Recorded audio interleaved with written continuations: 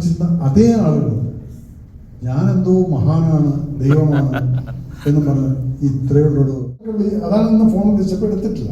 കാരണം എനിക്കറിയാം ഞാൻ എന്താ പറയാൻ പോകുന്നത്. എന്ത് തന്നെയാലും ശരി, ഒരാൾ ഇതിൽ സപ്പോർട്ട് ചെയ്യലല്ല. അപ്പം എന്തുകൊണ്ട് ഒരു വ്യക്തി എന്തുകൊണ്ട് അങ്ങനെ ചെയ്തു? ഉണ്ണി സാസു നൗ അബൌട്ട് 37 years ആയിരിക്കും. അവർ 37 വയസ്സിൻ്റെ ഒരു പക്വത. വിപിന് എനിക്ക് തോന്നുന്നു 40 വയസ്സ് എന്തോ ആയിരിക്കും അല്ലേ?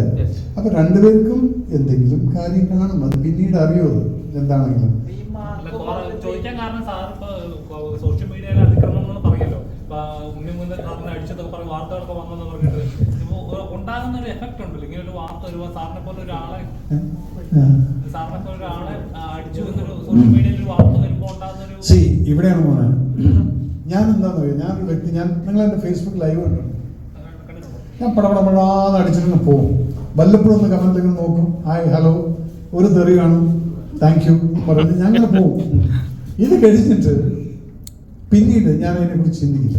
എൻ്റെ അഡ്മിൻ ഉണ്ട്, എൻ്റെ ക്ലാസ്മേറ്റിൻ്റെ മോളാണ്, അവിടെ പേഷ്യൻറ്റിൽ വർക്ക് ചെയ്യുന്നു. അവൾ വിളിച്ചു, അങ്കള് തെറിയുന്നുണ്ട്. ഞാൻ നീ എന്തിനാ വായിക്കാൻ പോകുന്നു?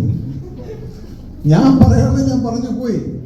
പിന്നീട് ഇതേ ആളുകൾ ഇപ്പം എമ്പുരാന്റെ സമയം വന്ന സമയത്ത് എനിക്കിട്ടിട്ട് അങ്ങ് പൊങ്കാല മോഹൻലാൽ താഴ്ത്തു. ആദ്യം മോഹൻലാലിനെ എടുത്തിട്ട് എയറിലിട്ടു. അത് കഴിഞ്ഞ് അന്ന് രാത്രി ഞാൻ ഈ ലൈവ് കൊടുത്തപ്പോൾ എന്നെ എടുത്തിട്ട് എയറിലിട്ടു. ഇത് പോകുന്നു.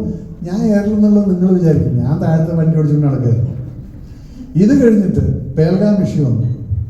ഇതേ ആളുകൾ എന്നെ തെറി വിളിച്ചിരുന്ന അതേ ആളുകൾ ഞാനെന്തോ മഹാനാണ്, ദൈവമാണ് എന്ന് പറഞ്ഞ് ഇത്രയുള്ളൂ. ആദ്യമായിട്ട് നിങ്ങൾ ഒരു മനുഷ്യനെ ഇൻഡിവിജ്വലിനെ മനസ്സിലാക്കുക. ഒരു ഫേസ്ബുക്ക് അല്ലെങ്കിൽ സോഷ്യൽ മീഡിയ നിങ്ങൾക്ക് ആര് വേണമെങ്കിലും തെളിയിക്കും.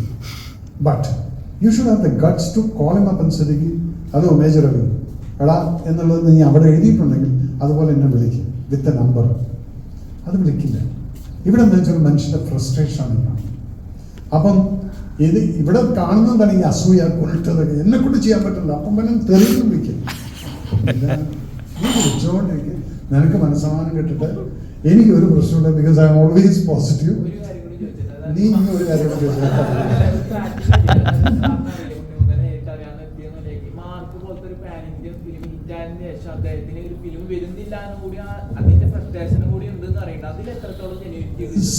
ഇത് ഓരോ ഇൻഡിവിജ്വലിന്റെ കാൽക്കുലേഷൻസ് ആണ്. ഞാനൊരു സിനിമ ചെയ്തു, ആ സിനിമ ചെയ്തിട്ട് പിന്നീട് ഞാൻ ഈ ലൈനിൽ ഞാൻ പോകുള്ളൂ എന്ന് പറഞ്ഞു. അവിടെ ഈ വിപിനടക്കം പറഞ്ഞൊരു കാര്യമുണ്ട്, ഞങ്ങൾ വലിയ സിനിമകൾ മാത്രമേ ചെയ്യുള്ളൂ. അത് നിങ്ങൾ കേട്ടുകയാണ്.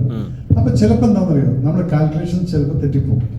ഇവിടെയാണ് ഞാൻ പറയുന്നത്, പരാജയം എന്നുള്ളത് വന്നു കഴിഞ്ഞാലും അതിനെ മറക്കാൻ എളുപ്പമാണ്. പക്ഷെ ഒരു വിജയം വന്നിട്ട് അതിനെ ഹോൾഡ് ചെയ്യാന്ന് പറയുന്നത് അത് ഭയങ്കര ഡിഫിക്കൽട്ടാണ്.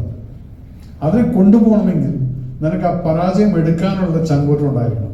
ഓക്കെടാ ഞാൻ ഇനിയും തിരിച്ചു വരണം. അപ്പം അങ്ങനെ വന്നു കഴിഞ്ഞാൽ ഉണ്ണിക്ക് ഇതിൻ്റെ ഇങ്ങനെ ഈ ഫ്രസ്ട്രേഷൻ എന്നുള്ളത് ഞാൻ വിശ്വസിക്കില്ല.